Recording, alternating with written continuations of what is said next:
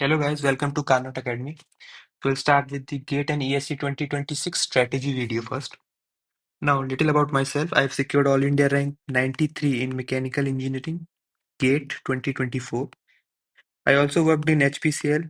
I was also selected in Airport Authority of India, Air Traffic Controller.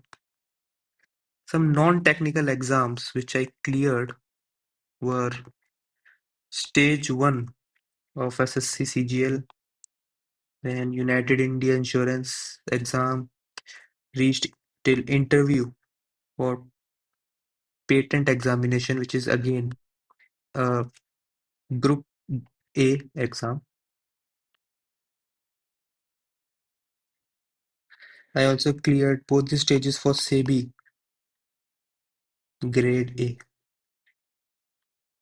officer. Now, the reason why I'm telling you all this is not to show how many exams I've cleared, but the thing is, if you look at these non-technical exams, I never prepared. Honestly speaking, I never prepared for these exams. The thing is, if you look at any exam in this country, especially the SEBI Grade A or UIC, these are the exams जो लोग banking exams की preparation कर रहे होते हैं, they give these exams. But I cleared them. Even SEBI Grade A I cleared just after studying for 10 days for stage 1. Reason being PYQs and pattern. See, if you clear these exams, that doesn't mean that you have very high IQ or you need a high IQ to clear this exam. In this country, there is no exam, honestly speaking, which requires very high IQ. You need to put some hard work and you need to analyze the paper pattern, that too on your own. Because ये SEBI exam अगर आप देखो, इसमें economics आता है, accountancy आता है. I am from science background, तो ये सब्जेक्ट्स मैंने पढ़े तो है नहीं कभी. Still I clear. Why? Because I analyse PYQs. Last के 4-5 साल की PYQs उठाए, पैटर्न देखा और जस्ट ट्राई टू गेट दो 70%, कि अगर इतना PYQs से और पैटर्न से मैं समझ पाता हूँ तो I can easily clear this exam. So without wasting much time, let's start with the strategy first for GATE and ESC.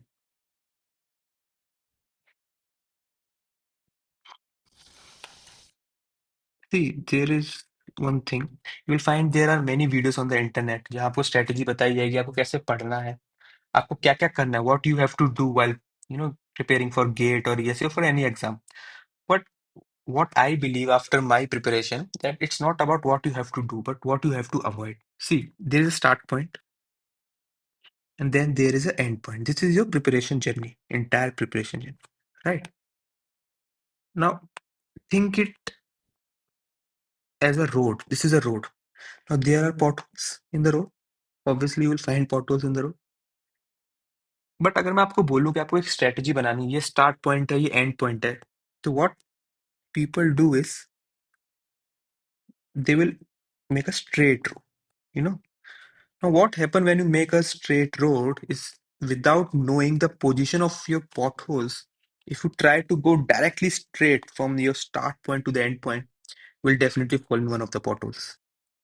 So, if I already tell you that these are the potholes which you need to avoid, तो आप क्या करोगे? You will try to find a way कि बस ये pothole कहीं से भी, ये pothole आपको just avoid करते हुए जाना है.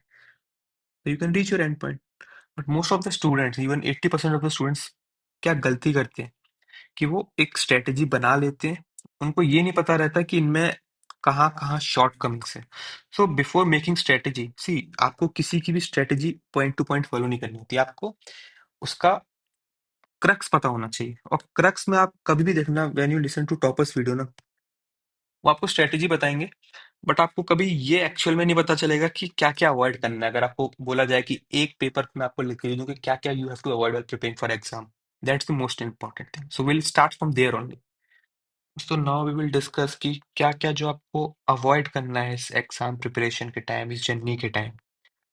सी, जब आपको ये क्लियर हो जाएगा कि आपको क्या क्या अवॉइड करना है, क्या क्या पॉट होल्स हैं जो अवॉइड करने से, स्टार्ट से और एंड तक जाने के there are thousand of ways. ठीक है, देयर आर मेनी वेज. तो जब भी हम बात करते हैं, you will find everyone saying कि unique strategy, everyone has their unique strategy. तो ये यूनिक स्ट्रेटजी बनती कैसे, ये कोई नहीं बताता। How to make a unique strategy.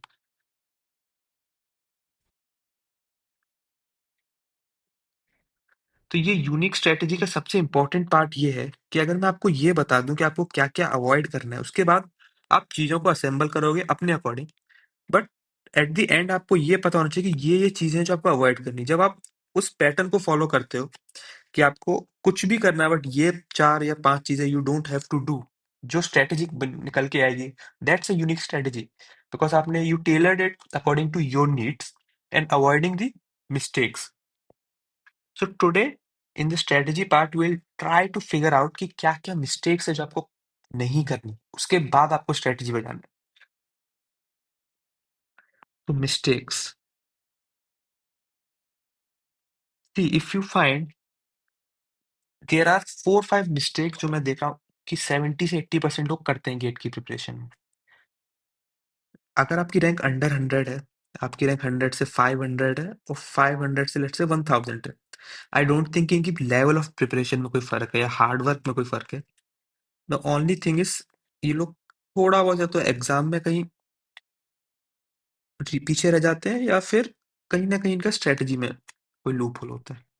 C today what we are going to discuss is क्या क्या मिस्टेक्स आपको अवॉइड करनी है, उसके बाद आप उसको लेके उसको बेस लेके try to make your own strategy. Will come with another video as well कि आप क्या क्या कर सकते हो, कैसे कैसे आप सोर्सेस, कौन कौन से सोर्सेस से आप क्वेश्चन ले सकते हो। बट जो मैं मिस्टेक्स लिखने जा रहा हूँ, you just take a print out of this और जो आप इसको लिख के अपने स्टडी टेबल पे लगा लो। बिकॉज अगर आपने इसमें से एक भी मिस्टेक किया, forget about getting a rank under 100। I am very honest and very brutal on this. See first, multiple sources. ये आपको हर कोई कहेगा कि आप, लेट से आप थ्योरी ऑफ मशीन पढ़ रहे हो, थ्योरी ऑफ मशीन आपने लेट एक कोचिंग से पढ़ा, आपने कोई ऑनलाइन या ऑफलाइन कोचिंग लिया, फिर आपने उसकी थ्योरी ऑफ मशीन की एस एस रतन एक बुक ले ली, फिर आपने कोई और बुक ले ली कोई फॉरेन ऑथर की। सी आप पे इतना टाइम नहीं है कि आप 4 बुक पढ़ो एक सब्जेक्ट, आपको पीएचडी तो करनी नहीं है किसी एग्जाम में, किसी सब्जेक्ट में। आपको तो उसके क्वेश्चन एग्जाम क्लियर करना है ना। सी आपका गोल क्लियर होना चाहिए, whether you want to do a research in this subject और you just want to clear the exam. First clear the exam, GATE clear करो। रिसर्च का ज्यादा इंटरेस्ट है, take admission in for masters, उसका research करो जिस subject में करना है। But right now your goal is to clear this exam. ठीक है। तो मल्टीपल सोर्सेस कभी भी फॉलो नहीं करने हैं। ये हमेशा याद रहना चाहिए कि फर्स्ट डिसाइड कि आपने एक बार ऑनलाइन कोई कोचिंग ले ली है या ऑफलाइन कोई कोचिंग ले ली है, लेट्स से बस उसके लिए एक reference book is more than enough.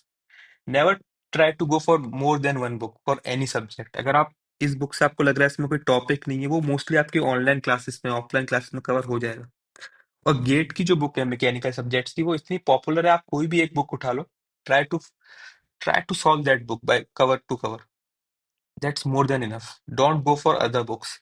और दूसरी सबसे अच्छी चीज गेट एग्जाम की ये है या ईएससी एग्जाम की है कि इसमें पीवाईक्यूज इतने ज्यादा है कि आपको कोई बहुत ज्यादा बुक रेफर करने की जरूरत नहीं है, अनलेस आपको कोई कंसेप्ट बिल्कुल ही समझ में नहीं आ रही, you are very weak in that concept. Otherwise आप पीवाईक्यू और आपका ईएससी उसका ही बेस इतना ज्यादा, इतने ज्यादा क्वेश्चंस है कि आप वही सॉल्व कर लोगे, you can clear this exam very easily. Second is test series. मैं इस पे आऊंगा थोड़ी देर में, इसमें क्या क्या लोग करते हैं। An analysis, test series plus analysis.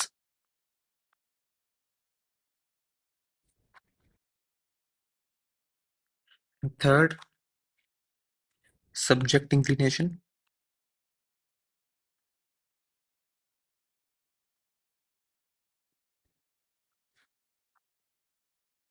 सबसे पहले हम टेस्ट सीरीज और एनालिसिस का डिस्कस कर लेते हैं, क्योंकि ये मुझे लगता है कि टेक्निकल एग्जाम्स के लिए I feel test series plus analysis, this is the most important thing, very very important.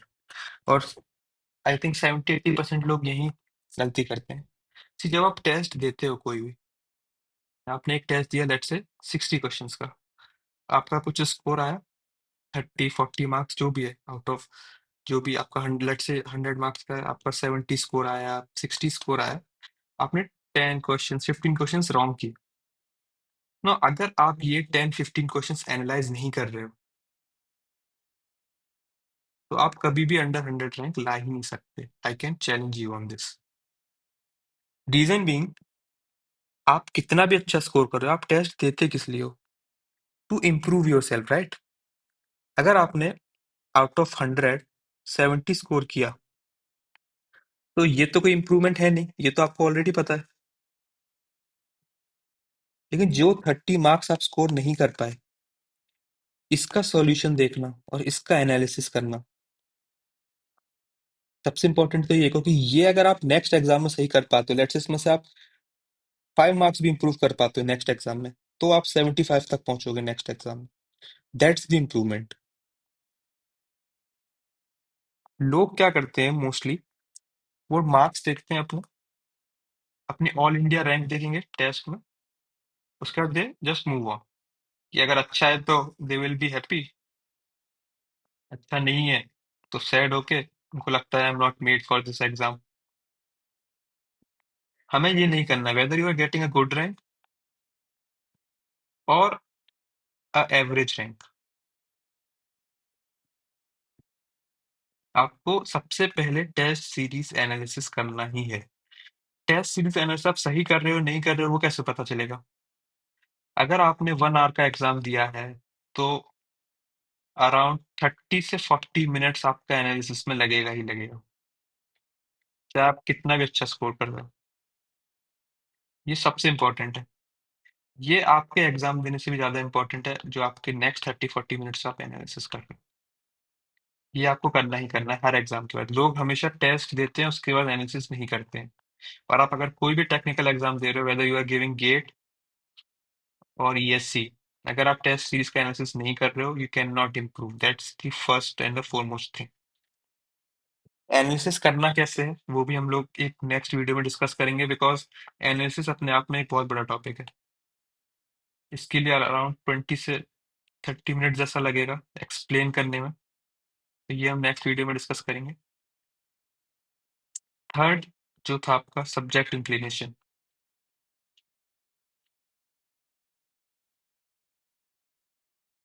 Subject inclination क्या मतलब है? मुझे थर्मल पसंद है, तो 70% ऑफ द टाइम मैं सिर्फ थर्मल के ही क्वेश्चन कर रहा हूँ। थर्मल का वेटेज है एग्जाम में 20%, और मैं 70% अपना दे रहा हूँ थर्मल को।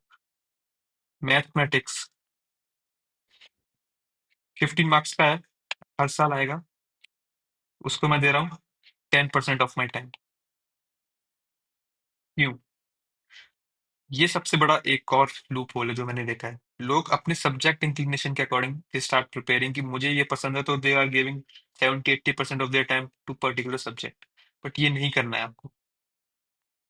आपको सबसे पहले पेपर देखना है, आपको पैटर्न समझना है पेपर का, हर सब्जेक्ट का वेटेज समझना है। उस वेटेज में भी आपको टॉपिक समझने हैं, कौन से टॉपिक्स हैं जो रिपीट हो रहे हैं, उसके अकॉर्डिंग आपको फिर टाइम देना है। ये एक वे है अप्रोच करने का पूरा। लेकिन लोग अपने इंक्लिनेशन के अकॉर्डिंग टाइम सेट करते हैं। तो सबसे पहले तो आपको मल्टीपल सोर्सेस पे नहीं जाना है। उसके बाद आपको टेस्ट सीरीज एनालिसिस करना ही करना है, और हर सब्जेक्ट को इक्वल टाइम देना है या उसके अकॉर्डिंग टू उसके वेटेज। सो अभी हम यहाँ पे ही रुकेंगे, क्योंकि I want you to grasp this thing. आप थोड़ा सा उसको फॉलो कीजिए फॉर कपल ऑफ डेज, उसके बाद विल एड ऑन थिंग्स। क्योंकि एक ही वीडियो में अगर if I tell you everything, तो थोड़ा सा आपको स्ट्रेटेजी बनाने में थोड़ा सा डिफिकल्ट हो सकता है। So better you start with this, because it's already September almost over. तो अब आप लोगों ने टेस्ट देना से स्टार्ट कर दिया होगा, और जो आपका रियल इम्प्रूवमेंट आएगा वो यहीं से आएगा। So I want you to follow this first.